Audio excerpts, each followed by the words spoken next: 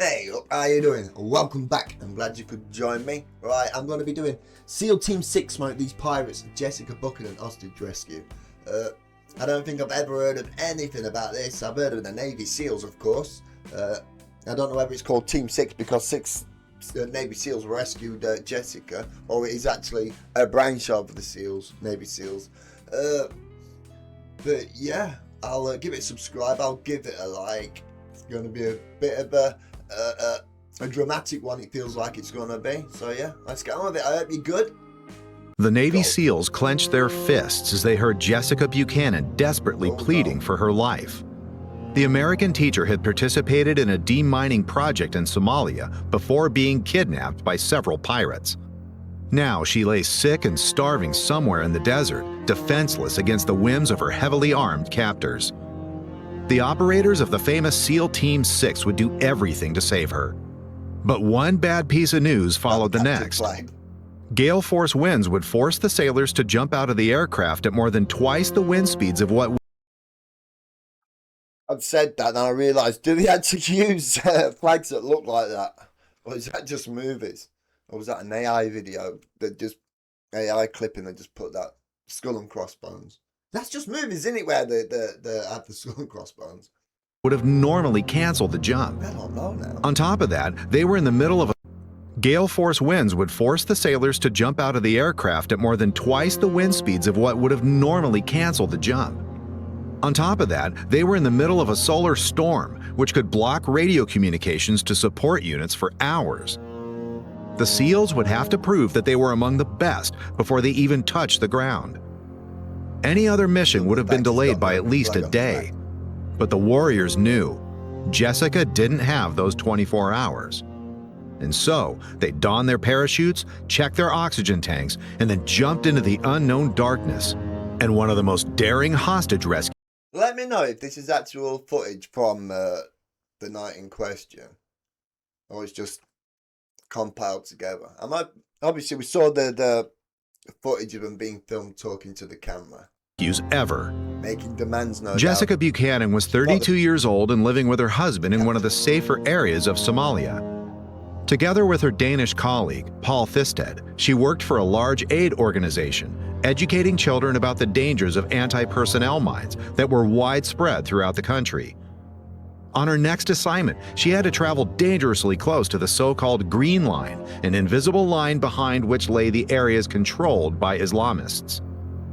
The security situation in the Horn of Africa was already tense as it was, with bomb attacks and small skirmishes between rival tribes occurring almost regularly. However, Jessica had not come to Africa to hide behind walls, so she decided to conduct the anti-mine training anyway. At first, everything seemed to go without incident. But on October 25, 2011, the day of their return trip, everything was about to change for the two humanitarian workers. The first thing that struck Jessica as suspicious was her driver. It's a sad thing, and it's nice that these people want everything to be great and hunky-dory all over the world and stuff like that, but it always happens. You see it all the time. We had a famous one as well over here, but well, it's happened loads of times when people have gone over there to do things, and they just end up videos surfacing of them. You know, it's mental. Instead of their usual chauffeur, a completely unknown man was sitting in the Land Cruiser who was supposed to take them to the airport. Her Danish colleague, however, seemed to be in a hurry and climbed into the passenger seat unimpressed, which is why Jessica stopped worrying. Then, after only 10 minutes of driving, it happened. A massive car forced the convoy to an abrupt halt. Nearly 30 men with AK-47 assault rifles jumped out of several vehicles, banging on the Land Cruiser's windows and yelling orders in a language Jessica didn't understand. Before she could even realize what was happening to her, one of the pirates pointed his gun to her head while her security advisor was violently dragged from the vehicle. A heavily armed man sat down in the vacant seat and gave orders to Jessica's driver, who willingly hit the Mind you, I'm saying that he was probably advising them not to go there in the first place. Gas and showed, if you do insist on going, I'll come and try and advise you a little bit. Who he was really working for. It wasn't long before they stopped again and switched vehicles amid loud shouting from the pirates. The whole thing seemed very well planned, although the kidnappers had obviously consumed too much khat, a plant common in Africa which acts similar to amphetamines. The whole thing seemed very well planned, although the kidnappers had obviously consumed too much khat, a plant common in Africa Cot. I thought you were saying cock. It sounded like cock to me, but it's cot. which acts similar to amphetamines. After the pirates stopped in the middle of Oh, yeah, nowhere, trouble amongst Jessica and enemies. Paul had to prepare their own execution, only to be sent back to the car just before their tragic end. The pirates didn't care at all about the lives of the relief workers, but in order to collect the highest possible ransom, they needed their hostages unharmed. For them, it was fun to mock the powerlessness of the West on the other side of the world. Jessica and Paul, meanwhile, were living their nightmare. They could do nothing, as they were at the mercy of the barbarians and didn't even know if anyone had noticed their disappearance. But Washington was not only aware of the abduction of the humanitarian workers, it had already initiated first countermeasures. Jessica's aid organization had notified the American embassy in Nairobi immediately after the assault, which in turn informed the FBI. From here, phone calls were made to family members to reassure them and dissuade them from acting rashly. Even before the end of the day, high-ranking officials briefed U.S. President Barack Obama, and while the pirates were preparing to contact authorities, Jessica Buchanan was already a top priority at the White House. Paul Thisted later recounted that the best thing that could have happened to him was to be kidnapped with an American. Both hostages and pirates were soon to find out what that meant. Almost 3 months later, Jessica was still in captivity. Good news was that she was still alive. Bad news was that despite slow negotiations, no agreement could be made for a ransom, as the pirates had even refused $1.5 million, enough money that each of them would be set up for at least 30 years. Every day Jessica fought. They turned down just over $1 million. Right. There's a saying, don't do business with terrorists, right? I don't believe that our government, it might have done, I don't know, I really don't know. Shady people, aren't they? The governments. But I don't think you guys, I suppose you do offer them money to let them think that they're getting it to be able to buy time and stuff like that. But you don't, has it ever actually literally happened where you paid someone money to let go of an hostage? Has that ever happened? I don't feel as though it has, you know? Hunger, heat, and the constant fear that the kidnappers would harm her. As if all of that wasn't bad enough, a urinary tract infection had spread through her body, and in the worst-case scenario, it could be fatal. In a final video message to Western authorities, she joined Paul in begging for their lives and a quick payment of the ransom. Otherwise, she would either die from her infection or fall victim to the whims of pirates drugged with khat. That night, Jessica gazed up at the brightly lit starry sky and prayed. Unbeknownst to her, her prayers were answered when 10,000 miles away, 24 cell phones suddenly rang. The men picking up the phones had long beards and were covered with tattoos. Some of them had the stature of a bear, while others looked like hardened marathon runners. But they all had one thing in common: their aura of absolute calm, self-confidence, and professionalism. They were all part of the famous SEAL Team 6, who had just been alerted for a hostage rescue. So the way you just said that there, I feel as though it was a team of Navy SEALs put together as a team of 6. Over the next few weeks, SEAL Team 6's Blue Worked out. Squadron trained day and night to rescue Jessica, her pleading voice from the video message always in the back of their minds. The warriors had hunted gruesome men all over the world, but when it came to the lives of women and children, they were especially motivated. On January 25, 2012, the time had finally come. President Obama himself had given the green light for the hostage rescue. 24 of the best warriors the U.S. had to offer would risk their lives to try to free both hostages unharmed. Their plan was to parachute over Somalia and then approach the pirate camp on foot so as not to alert the enemy with loud noises. At the U.S. operations base in Djibouti, around 500 miles from Jessica's location, everything military-related which was useful in some way was gathered. At this point, the total operation cost was already well over $100 million. That was how much America was willing to spend to save just one citizen. With final preparations completed, the SEALs boarded their C-130 transport aircraft and took off for Mogadishu. Remarkably, the pilots themselves had only just arrived and had been on a 9-hour flight right before, but performed their job just like business as usual. All eyes, including those of the president, who was monitoring the operation via live feed, were now on the hostage rescue. As it turned out later, the kidnappers wanted to change their position on exactly this night, but had eaten spoiled meat and therefore ended up staying put. On the other side, however, a violent solar storm erupted, which hit the Earth's magnetic field so hard that radio waves, and thus radio communications with other support units, were disrupted. Meaning, in a worst-case scenario, no quick reaction force, no situation reports, and no close air support. On top of that, wind speeds were more than double what would have canceled a regular mission.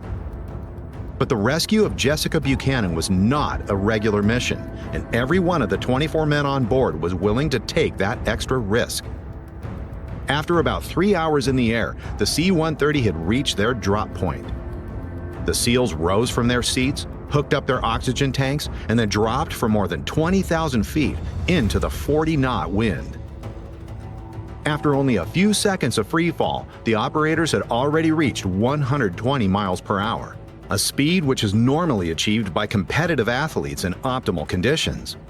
Despite the absurd wind situation, the SEALs managed to land. How are they getting past it then? Is it the weight that they've got on them? You can only pull it, but that's confusing out of me. I thought there was a max velocity. I don't know. Semi-cohesively, with a few runaways who were dragged across the savannah for hundreds of yards before separating from the parachute. Holding security for each other, the sailors put on their combat gear and wrapped up their chutes. From now on, they had to walk several miles through the more than 100-degree hot Somali night. After nearly an hour of silent marching, the sailors reached their last cover before irreversibly committing to the assault. They were now only 500 meters from the pirate camp. Along the way, they had changed direction several times to always have the wind in their face. For me, it's just amazing how they find out where these damn people are. Mind you saying they're not that intelligent, are they, when they do this? Because they use radios and phones and they just track signals. They were saying that there was a solar storm, though. Faces, eliminating any possibility of being spotted early. So I've actually heard stories before where the kidnappers got found out because of the radio wave signals. Every little detail counted when it came to sneaking as close as possible to the enemy. A hostage rescue differs from normal combat mission in that the hostage's life is even more important than fighting the enemy. The SEALs would literally run through machine gun fire if it meant they could save Jessica.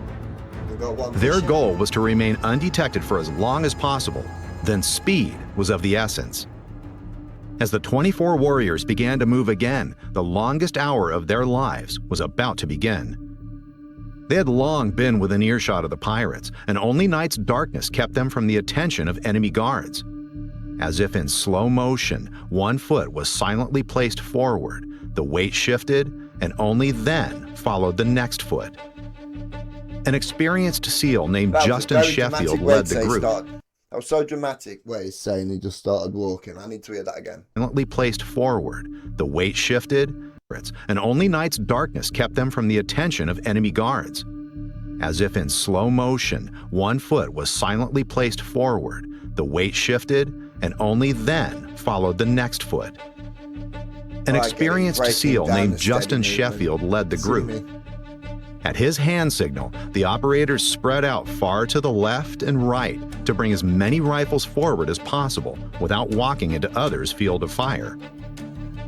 Snipers positioned themselves on the outer flanks and monitored their comrades' actions. As the sailors moved forward in perfect unison, they could watch through their thermal scopes as the enemy sentries slowly became anxious and woke the other pirates. The SEALs quickened their pace, still perfectly steady. Sheffield aimed his laser at one of the Somali guards, and without having to say anything, the SEALs quickened their pace, still perfectly steady. Sheffield aimed his laser at one of the Somali Great guards, name. and without Name of the having to city say I'm from. anything, his comrades did the same. The infrared beam was completely invisible to the pirates without night vision, but they sensed something moving in the darkness. Oh. I'm pausing and rewinding. Comrades did the same. And this was just a bit random for no The reason infrared this beam was time. completely invisible to the pirates without night vision, but they Imagine sensed this something image being blue. Proper looks like them plays that you see all the time if this was blue. moving in the darkness. Bit random. With a loud clack, they racked their heavy PKM machine guns and got into position. The pirates pointed their weapons roughly in the direction from which they heard the sounds. The SEALs increased their pace once again, now less concerned with noise discipline than with closing the distance to the hostages before all hell broke loose. With a deafening noise, the pirates' machine gun kicked off and fired deadly 7.62 millimeter rounds at the operators, followed by several AK-47 assault rifles. The snipers had been waiting for just this moment and almost immediately silenced the enemy machine guns before seeking new targets. With surgical precision, the Navy SEALs returned fire while simultaneously fighting their way forward to find Jessica. In a similar hostage rescue, Random question. Simultaneously. Does everywhere across the USA simultaneously?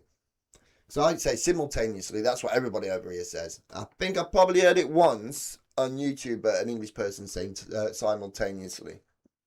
If I'm thinking right, they live in America now, so that would make sense. But it's the only way that says simultaneously, opposed to simul. French special forces failed to overwhelm the hostiles quickly enough, resulting in the execution of the hostage. Each of the SEALs was prepared to do anything to avoid just that. The hundreds of hours on the shooting range under simulated stress conditions paid off when they spotted two pirates with AKs standing right over Jessica, who was crouched on the ground. Sheffield and another SEAL broke away from the formation and both made sure these pirates never kidnapped anyone again with accurate shots. When Sheffield saw the American's bright face, he dove on top of her in the ongoing firefight, shielding her from the enemy crossfire with his own body. More SEALs joined in, and within seconds, the teacher was protected by multiple layers of the world's best warriors. Although the operators themselves all had wives and children, they put the hostage's life above their own. Meanwhile, another comrade had... It was literally their job on that particular mission, wasn't it? To get the woman out. Or them out. To the man as well. Forget about that. taken care of Paul Thisted, protecting him from enemy fire as well. After all 9 pirates were neutralized and the gunfire stopped, Sheffield put Jessica on his shoulders and sprinted out of the pirate camp, as far away from any danger as possible. The other SEALs formed a human shield around the two, ready to resume the fight at any moment. After running as far as his feet would carry him after this energy-sapping battle, Sheffield dropped Jessica off. Pararescue jumpers, the U.S. Air Force's specialized rescue force, tended to the American woman, who still couldn't believe she had just been rescued by her countrymen. As she anxiously asked, "What if more come? More could come." Sheffield coldly replied, "We are SEAL Team 6. We will kill anyone who tries to harm you now." She was visibly reassured by that convincing answer of the bearded warrior who had just rescued her. If you weren't, I just literally got goosebumps then. Even if you weren't patriotic before, if that woman wasn't patriotic before, she must be now. And the man, of course. From the worst situation of her life. After the SEALs blew up the pirates' arms depot, they still had to march to the landing zone of the exfiltration helicopter. Whenever a suspicious noise was heard somewhere, or reports of enemies came in over the radio, it took only a few seconds for Jessica to find herself under a layer of Navy SEALs trying to protect her with their own bodies. Fortunately, however, there was no more fighting, and the American, accompanied by the SEALs, ran independently to the Black Hawk that would fly her to freedom. Behind her lay 3 months of captivity among heavily armed pirates, during which she could never... The kidnappers were all hiding. They saw they could have started shooting if they wanted to, but they thought, no, they're going. Let's just let them go. We've lost this one, lads. be sure that she would live to see the next day. The selfless efforts of the men of SEAL Team 6 had finally saved her. As she reflected on the last few months, One of the soldiers on board knelt beside Jessica, looked her in the eye, handed her a beautifully folded American flag, and said, "Welcome home, Jessica." For those who have made it this far, thanks for watching. If you want to support our work, feel free. Right, nice. Yeah, thank you whoever it was in the comments that suggested that I do that. As I said, it was quite a while ago. Insane. Anybody that joins up in the army and that, I've got all my respect. All my respect. But yeah, to do missions like, you have to have nerves of steel. Some of the stories that you hear in that, it don't matter whether it's the SAS here or the Navy SEALs over there, and of course, obviously other countries, militaries too. But yeah, the top ranking soldiers and that, you have to have nerves of steel. But anyway, that was great. If you guys enjoyed it, please give us a thumbs up if you want to, and consider subscribing. And thank you very much to all the people that subscribe and comment. Enjoy the rest of your day. Have a good one. Bye-bye. Bye.